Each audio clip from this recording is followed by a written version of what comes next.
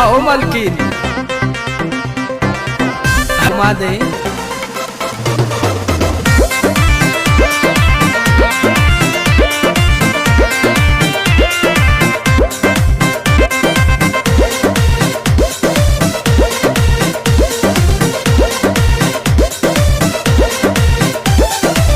चलो ना जानू आज पटना घुमा दूं। अच्छा? चल के बजरिया में शॉपिंग करा दूं।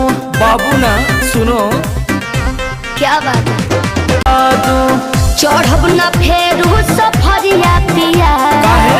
काले से उठे दरदिया पिया अरे? कमरिया पिया कमरिया पिया भइल बालपक के ककरिया पिया अरे दादा। कमरिया पिया कमरिया पिया भइल बालपक के ककरिया पिया। अरे तो बरियार फौजियत हो गई।